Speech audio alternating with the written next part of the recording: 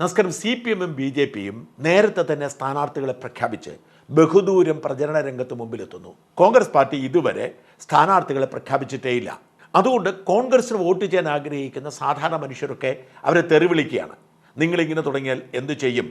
ഞങ്ങൾ നിങ്ങൾക്ക് വോട്ട് ചെയ്യാൻ തയ്യാറാണ്, പക്ഷെ നിങ്ങളിങ്ങനെ അടിപിടി നിർത്തൂ. MP-മാർക്ക് വേണം, MLA-മാർക്ക് വേണം, അവർക്ക് വേണം, ഇവർക്ക് വേണം, പന്തം കൊളുത്തി പ്രകടനം അങ്ങനെ നടക്കുകയാണ്. അതുകൊണ്ട് തന്നെ ഇത്തവണയും UDF തോറ്റുപോകും, LDF-ന്റെ വിജയം ഉറപ്പാണ് എന്ന് പറയുന്നവരുടെ എണ്ണം കൂടുന്നു. നിഷ്പക്ഷമതികൾ പോലും വെറുതെയാണ്. കോൺഗ്രസ് പാർട്ടി എക്കാലത്തും എങ്ങനെയാണ്? അത് കോൺഗ്രസ് പാർട്ടിയെ വേണ്ടതുപോലെ മനസ്സിലാക്കാത്തത് കൊണ്ടാണ്. കോൺഗ്രസ് പാർട്ടിയിൽ ജനാധിപത്യമുണ്ട്. അതുകൊണ്ട് തന്നെ അവർക്ക് എല്ലാവർക്കും അവസാന നിമിഷം വരെ പ്രതീക്ഷയുണ്ട്. അവസാന നിമിഷം വരെ ഇടിച്ചിടിച്ച് നിൽക്കും. സീറ്റ് കിട്ടാത്തവൻ ബഹളം വയ്ക്കും. സീറ്റ് കിട്ടാത്ത പലരും പാർട്ടി മാറും. നമുക്കറിയാം എക്കാലത്തും. നിങ്ങൾ നോക്കൂ, പാലക്കാട് ഡോക്ടർ P. സരീൻ എന്ന് പറയുന്നത് കോൺഗ്രസ് പാർട്ടിയുടെ സോഷ്യൽ മീഡിയയുടെ ചുമതലക്കാരനായിരുന്നു. അവിടെ ഇപ്പോൾ LDF-ന്റെ സ്ഥാനാർത്ഥിയായി. അതെല്ലാ കാലത്തും അങ്ങനെയാണ്. അതുകൊണ്ടാണ് വാസ്തവത്തിൽ കോൺഗ്രസ് പാർട്ടി LDF-ഉം BJP-യും സ്ഥാനാർത്ഥി നിർണ്ണയം പൂർത്തിയാക്കുന്നത് വരെ സീറ്റ് പ്രഖ്യാപിക്കാൻ കാത്തിരുന്നത്. കാരണം ഇതിനു മുമ്പ് പ്രഖ്യാപിച്ചാൽ ഈ കോൺഗ്രസ് നേതാക്കൾ പലരും BJP-യുടെയോ CPM-ൻ്റെയോ ഒക്കെ സ്ഥാനാർത്ഥികളാവും. അവർ നോക്കിയിരിക്കുകയാണ്. UDF-ന് വലിയ പ്രാധാന്യമുള്ള ഇടങ്ങളിൽ വിമതരെ കൊണ്ട് സ്ഥാനാർത്ഥിയാക്കും. പത്തനംതിട്ടയിൽ ഫിലിപ്പോസ് തോമസ് അടക്കം എത്രയോ ആളുകളെ CPIM സ്ഥാനാർത്ഥികളാക്കിയിട്ടുണ്ട്. BJP-ക്കാരാണെങ്കിൽ നല്ല സ്ഥാനാർത്ഥികളെ തപ്പി നടക്കുക. ഇതൊരു സ്ട്രാറ്റജിയാണ്. കോൺഗ്രസ് പാർട്ടിക്ക് അറിയാം സീറ്റ് കിട്ടാത്തൊരു ബഹളം വയ്ക്കും. എല്ലാവരും സീറ്റിന് വേണ്ടി മോഹിക്കുന്നു, എല്ലാവരും പ്രതീക്ഷിക്കുന്നു. അതുകൊണ്ട് അവർ കുറ്റം പറഞ്ഞുകൊണ്ട് രംഗത്തിറങ്ങും. എന്നാൽ തെരഞ്ഞെടുപ്പിന് അങ്ങോട്ട് ചൂട് പിടിക്കുമ്പോൾ ഇതൊക്കെ മാറും. രണ്ട് കാര്യങ്ങൾ മനസ്സിലാക്കുക. ഈ തെരഞ്ഞെടുപ്പ് അതിശക്തമായ ഭരണവിരുദ്ധ വികാരമുള്ള ഒരു തെരഞ്ഞെടുപ്പാണ്. അതുകൊണ്ട് ഇവിടെ ഒരു മനുഷ്യനും, സാമാന്യ ബോധമുള്ള ഒരു മനുഷ്യനും ഈ സർക്കാരിന് വീണ്ടും വോട്ട് ചെയ്യാൻ കഴിയില്ല. രണ്ടാമത്തേത് BJP-ക്ക് വലിയ മുന്നേറ്റമുള്ള ഒരു തെരഞ്ഞെടുപ്പാണ്. കേരളത്തിൽ ഇതിനു മുമ്പ് BJP മത്സരിച്ചതുപോലെ അല്ല ഇക്കുറി മത്സരിക്കുന്നത്. BJP ഇക്കുറി ജയിക്കാൻ വേണ്ടി മത്സരിക്കുന്നതാണ്. BJP പിടിക്കുന്ന വോട്ടിൽ ഭൂരിപക്ഷവും ഹിന്ദു വോട്ടുകളാണ്, CPM വോട്ടുകളാണ്. ഇതൊരു യാഥാർത്ഥ്യമാണ്. മൂന്നാമത്തെ പോയിന്റ്, ഇവിടുത്തെ മുസ്ലിം വോട്ട് ഒരുമിച്ച് എന്ത് സാഹചര്യമാണെങ്കിലും UDF-ന് ചെയ്യാൻ കാത്തിരിക്കുകയാണ്. ഈ മൂന്ന് സാഹചര്യങ്ങൾ നിലവിലുള്ളപ്പോൾ കോൺഗ്രസ് പാർട്ടിയിൽ അടിപിടിയൊന്നും ഒരു പ്രശ്നമേ അല്ല. എന്ന് മാത്രമല്ല, ഇപ്പോൾ നമ്മൾ നോക്കൂ, അവസാന നിമിഷത്തേക്ക് വരുമ്പോൾ ഒരുപാട് പിടിമുറുക്കങ്ങൾ ഉണ്ടായി. പക്ഷെ അവസാന നിമിഷം വരുമ്പോൾ താരതമ്യേന ഭേദപ്പെട്ട ഒരു സ്ഥാനാർത്ഥി ലിസ്റ്റ് തന്നെ പുറത്തു വരുന്നു. വർക്കല കഹാറും VS ശിവകുമാറും പഴകുളം മധുവും ഒക്കെ മത്സരിക്കുന്ന നിരാശാജനകമാണെങ്കിലും കോൺഗ്രസ് പാർട്ടിയുടെ സീറ്റ് താരതമ്യേന ഭേദമാണ്.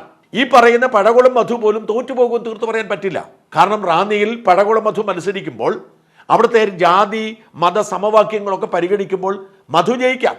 മധു ഒരു ഫയർ ബ്രാൻഡ് ലീഡർ അല്ലെന്നേ ഉള്ളൂ. പക്ഷെ ഇപ്പോഴത്തെ സാഹചര്യത്തിൽ മധുവിന് പോലും ജയിക്കാവുന്ന സാഹചര്യമുണ്ട്. ഇപ്പോൾ ആറന്മുളയുടെ കാര്യം ഓർക്കുക. ആറന്മുളയിൽ വലിയ പിടിവലിയുണ്ടായി. വിജയ് ഇന്ത്യയുടൻ വേണമെന്നായിരുന്നു ഭൂരിപക്ഷം പേരുടെയും ആഗ്രഹം. യൂത്ത് കോൺഗ്രസിന്റെ ജില്ലാ പ്രസിഡന്റാണ്. പക്ഷേ പഴകുളം മധുവിനെ മത്സരിപ്പിക്കണം ആറന്മുളയിൽ എന്നായിരുന്നു KC വേണുഗോപാലിന്റെ ആഗ്രഹം. എന്നാൽ അബിൻ വർക്കിയാണ് ഇപ്പോൾ സ്ഥാനാർത്ഥിയെ വന്നിരിക്കുന്നത്. അബിൻ വർക്കി മികച്ച നേതാവാണ്. യൂത്ത് കോൺഗ്രസിന്റെ രാഹുൽ മാങ്കൂട്ടം കഴിഞ്ഞാൽ ഏറ്റവും പ്രഗത്ഭനായ നേതാവാണ്. അവിടെ പതിയെ പതിയെ അബിൻ വർക്കിക്ക് കളം പിടിക്കാൻ പറ്റും. ഇത്തരത്തിൽ വലിയ തരത്തിൽ സ്വാധീനമുണ്ടാക്കാൻ പറ്റുന്ന തരത്തിൽ തന്നെയാണ് സ്ഥാനാർത്ഥി നിർണ്ണയം വന്നിരിക്കുന്നത്. എൻ്റെ അടുത്ത സുഹൃത്തായിരുന്ന ജോസഫ് വാഴിക്കൻ, അദ്ദേഹത്തിന് സീറ്റ് നിഷേധിക്കപ്പെട്ടത് വലിയ നിരാശയുണ്ട്. അദ്ദേഹം ഏറ്റുമാനൂരിൽ സ്ഥാനാർത്ഥിയാകുമെന്ന് കൃത്യമായി നിർദ്ദേശം കിട്ടിയിരുന്നു. വാഴക്കൻ പോസ്റ്റ് അടിക്കാൻ കാശ് കൊടുത്തിരിക്കുകയാണ്. പോസ്റ്റ് അടിച്ചു തുടങ്ങി. കാരണം ഇവിടെ നിന്ന് ഏറ്റുമാനൂരിൽ പോയ ഒരേ ഒരു പേര് വാഴക്കൻ്റെതാണ്. വാഴക്കൻ ആഗ്രഹിച്ചിരുന്ന പീരിമേടോ അല്ലെങ്കിൽ ഇടുക്കിയായിരുന്നു. ഒടുവിൽ ഇവരെല്ലാം കൂടി ചേർന്നിട്ട് പറഞ്ഞു വാഴക്കന് പറ്റിയ സീറ്റ് ഏറ്റുമാനൂരാണ്. അത് വാഴക്കൻ വഴങ്ങി. വാഴക്കന്റെ പേരായിരുന്നു പോയിരുന്നത്. പക്ഷെ ഒടുവിൽ വന്നപ്പോഴോ നാട്ടകം സുരേഷായി. പക്ഷേ അവരുടെ വിലയിരുത്തൽ എങ്ങനെയാണ്? വാഴക്കനേക്കാൾ ഭേദപ്പെട്ട സ്ഥാനാർത്ഥി ഏറ്റുമാനൂരിൽ നാട്ടകം സുരേഷാണ് എന്ന നിഗമനത്തിലെത്തുന്നു. ഒരു ഈഴവ കാൻഡിഡേറ്റ് അവിടെ വേണ്ട. ഈഴവ വോട്ടിന് വലിയ പ്രാധാന്യമുണ്ട്. അവിടെ VN വാസവന് വലിയ സ്വാധീനമുണ്ട്. ഈഴവ കാൻഡിഡേറ്റ് ആണ്. അപ്പൊ ഈഴവ കാൻഡിഡേറ്റായ VN വാസവനെ പിടിക്കാൻ വാഴക്കനേക്കാൾ നല്ലത് നാട്ടകം സുരേഷാണ് എന്ന നിഗമനത്തിലെത്തുന്നു. അങ്ങനെ നാട്ടകം സുരേഷ് സീറ്റ് കിട്ടുന്നു. നമുക്ക് കുറ്റം പറയാൻ പറ്റും. ഇപ്പോൾ വാഴക്കനെ സീറ്റ് കിട്ടാത്തൊരു വിഷമമുണ്ട് എനിക്ക്. പക്ഷെ നാട്ടകം സുരേഷ് ആണ് ഭേദപ്പെട്ട സ്ഥാനാർത്ഥി എന്ന ഒരു പൊതു വിലയിരുത്തലുള്ളപ്പോൾ അതിനെ എങ്ങനെ തള്ളി പറയാൻ പറ്റും? ഇത്തരം ശക്തമായ ഒരു സ്ഥാനാർത്ഥി ലിസ്റ്റ് പ്രസിദ്ധീകരിക്കാൻ ഇവർക്ക് കഴിയുന്നുണ്ട്. ഇപ്പൊ ഇന്ന് വരും ഫൈനൽ ലിസ്റ്റ്. ഇന്ന് വരും 6-7 സീറ്റ് ഒഴികെ ബാക്കി എല്ലായിടത്തും ഇന്ന് പ്രഖ്യാപനം വരും. ഇവിടെയാണ് നമ്മൾ ശ്രദ്ധിക്കേണ്ട ഒരു കാര്യം. അവസാന നിമിഷം ജയിച്ചിരിക്കുന്നത് സതീശനാണ്. അവിടെയാണ് ശ്രദ്ധിക്കേണ്ടത്. ഇവിടെ നമുക്ക് കോൺഗ്രസ് പാർട്ടിയിൽ ഇപ്പം 3 ശാക്തിക ഘടകങ്ങളാണ്. 1 VD Satheesan, 2 Ramesh Chennithala, 3 KC Venugopal. KC വേണുഗോപാലാണ് ഹൈക്കമാൻഡ്. KC വേണുഗോപാലാണ് സ്വാധീനം കൂടുതൽ. പക്ഷേ അവിടെയും പിടിച്ചു നിൽക്കാനും കഴിവ് തെളിയിക്കാനും സതീശന് കഴിഞ്ഞിട്ടുണ്ട്. രണ്ട് കാര്യങ്ങൾ. ഒന്ന്, രമേശ് ചെന്നിത്തലയുടെ ഏറ്റവും വിശ്വസ്തൻ, രണ്ടാമനെന്ന് വേണമെങ്കിൽ പറയാവുന്ന നേതാവാണ് ജോസഫ് വാഴിക്കൻ. ജോസഫ് വാഴിക്കന് സീറ്റേ ഇല്ല. വിശ്വസിക്കാൻ പറ്റുമോ? ജോസഫ് വാഴിക്കന് ഏറ്റുമാനൂർ കൊടുത്തില്ലെന്ന് മാത്രമല്ല, ജോസഫ് വാഴിക്കന് ഒടുവിൽ സീറ്റില്ലാതായി. എന്നാൽ സതീശന്റെ ഏറ്റവും വിശ്വസ്തനായ മുഹമ്മദ് ഷിയാസ് എറണാകുളം DCC പ്രസിഡന്റ് ആയതുപോലും സതീശന് വിശ്വസ്തനായതുകൊണ്ടാണ്. വാസ്തവത്തിൽ എറണാകുളം DCC പ്രസിഡന്റ് ക്രിസ്ത്യാനികളെ, പ്രത്യേകിച്ച് ലത്തീൻ കത്തോലിക്കരെ വയ്ക്കുന്നതാണ്. ഇതാ ഷിയാസിനൊടുവിൽ കൊച്ചിയിൽ സീറ്റ് കിട്ടിയിരിക്കുന്നു. ഷിയാസിന് സീറ്റില്ല എന്നായിരുന്നു പറച്ചിൽ. ഷിയാസിന് കൊച്ചിയിൽ സീറ്റ് കിട്ടുമ്പോൾ ഓർക്കണം, ദീപ്തി മേരി വർഗീസിന് വേണ്ടി ശക്തമായ നിലപാടെടുത്ത ആളാണ് KC വേണുഗോപാൽ. ദീപ്തി മേരി വർഗീസ് മേയറാകുമെന്ന് കരുതി ഒടുവിൽ മേയർ സ്ഥാനം കൊടുത്തില്ല. അപ്പോൾ സീറ്റ് കൊടുക്കാമെന്ന് പറഞ്ഞ നിയമസഭയിൽ KC വേണുഗോപാൽ ഉറപ്പ് കൊടുത്താണ്. പക്ഷേ വേണുഗോപാലിനെ പോലും മറികടന്നുകൊണ്ട് ഷിയാസിന് സീറ്റ് ഉറപ്പിക്കാൻ സതീശന് കഴിഞ്ഞു. ഇതിൽ നിന്ന് മനസ്സിലാക്കേണ്ടത് സതീശൻ വയ്ക്കുന്ന ഫോർമുല, സതീശന്റെ ഫോർമുലയുടെ മാത്രം പ്രത്യേകത മറ്റുള്ളവരുടെ ഫോർമുലകൾക്ക് അവരുടെ ഗ്രൂപ്പ് താല്പര്യത്തിന് മുൻഗണന വരുമ്പോൾ സതീശന്റെ ഫോർമുല വിജയത്തിനാണ് മുൻഗണന. ആ വിജയത്തിന് അവർ അംഗീകാരം കിട്ടുന്ന ഒടുവിൽ ഹൈക്കമാൻഡിനെ സതീശന്റെ ഫോർമുല അംഗീകരിക്കേണ്ടി വരുന്നതിന്റെ തെളിവാണ് ഈ സ്ഥാനാർത്ഥി ലിസ്റ്റ്. ഇപ്പോൾ ഇന്ന് അന്തിമ സ്ഥാനാർത്ഥി ലിസ്റ്റ് വരും. ഈ അന്തിമ സ്ഥാനാർത്ഥി ലിസ്റ്റ് വരുമ്പോൾ സതീശൻ മുമ്പോട്ട് വെച്ച സ്ഥാനാർത്ഥികൾ പലരും രംഗത്ത് വന്നിട്ടുണ്ട്. എല്ലാറ്റിനും അങ്ങനെയില്ല. ഉദാഹരണത്തിന് സതീശന് വിജയേന്ദ്രയുടനെ പിന്തുണച്ചതാണ് ആറന്മുളയിൽ. പക്ഷേ രമേശ് ചെന്നിത്തല പറഞ്ഞ അബിൻ വർക്കിക്കാണ്. പക്ഷെ അബിൻ വർക്കി നല്ല സ്ഥാനാർത്ഥിയാണ്. ഇത്തരത്തിലുള്ള ഒരു വലിയ ഇടപെടൽ അവസാനം നടന്നിട്ടുണ്ട്.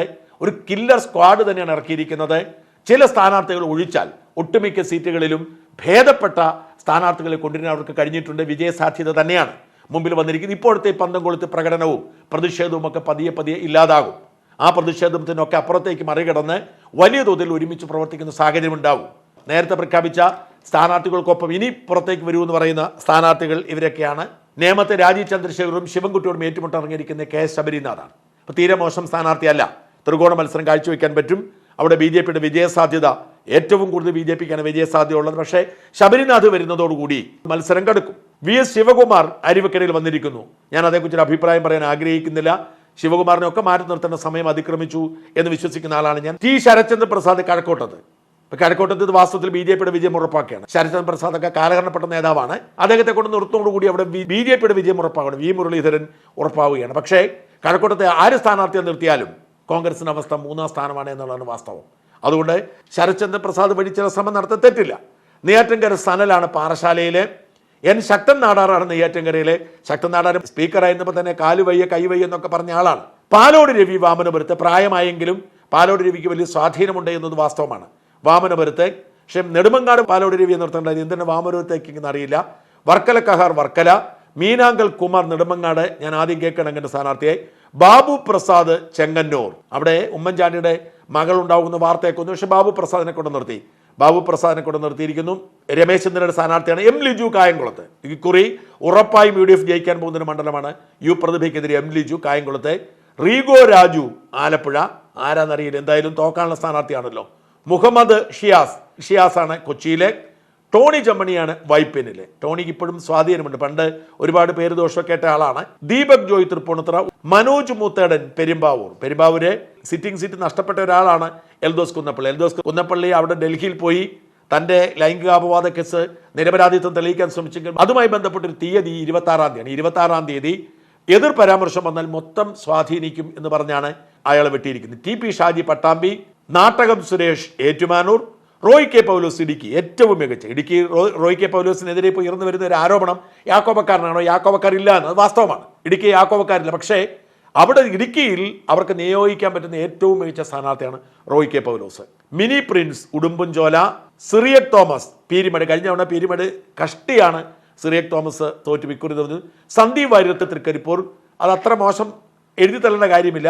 BP പ്രദീപ് കുമാർ ഉദുമ, PT അജയമോഹൻ കുന്നംകുളം, പഴകുളം മധു റാന്നി, അലോഷ്യസ് സേവനാണ് പൂഞ്ഞാറിൽ വന്നിരിക്കുന്നത്. അതിനെതിരെയും പ്രാദേശിക എതിർപ്പുണ്ട്. പക്ഷേ പൂഞ്ഞാറിൽ നിർത്താൻ പറ്റുന്ന ഏറ്റവും മികച്ച സ്ഥാനാർത്ഥികൾ ഒരാൾ അലോഷ്യസ് സേവർ തന്നെയാണ്. എന്ന് വെച്ചാൽ തരക്കേടില്ലാത്ത ഒരു ലിസ്റ്റുമായി കോൺഗ്രസ് പാർട്ടി രംഗത്ത് വന്നിരിക്കുന്നു. ഈ ബഹളമൊക്കെ തീരും. ഇവർ ഒരുമിച്ച് രംഗത്തിറങ്ങുന്ന സാഹചര്യമുണ്ട്. ആകപ്പാടെ ആശങ്കപ്പെടുന്നു സുധാകരൻ്റെ നിലപാടുണ്ടാവുമെന്നതാണ്. സുധാകരനോടും അടൂർ പ്രകാശിനോടും മത്സരിക്കേണ്ടത് പറഞ്ഞിരിക്കുന്നു. അടൂർ പ്രകാശ് രണ്ടുപേരും അതൃപ്തരാണ്. അടൂർ പ്രകാശ് മത്സരിക്കാൻ തയ്യാറായി നിൽക്കുകയായിരുന്നു. അടൂർ പ്രകാശ് പക്ഷേ പരസ്യമായി ബഹളം വയ്ക്കാൻ പോകുന്നില്ല. മാത്രമല്ല സുധാകരൻ ബഹളം വയ്ക്കുമെന്ന് പ്രതിസന്ധിയുണ്ട്. പക്ഷെ ഇവർ രണ്ടുപേരും ഒതുങ്ങുമെന്ന വിശ്വാസമാണ് ഹൈക്കമാൻഡുള്ള.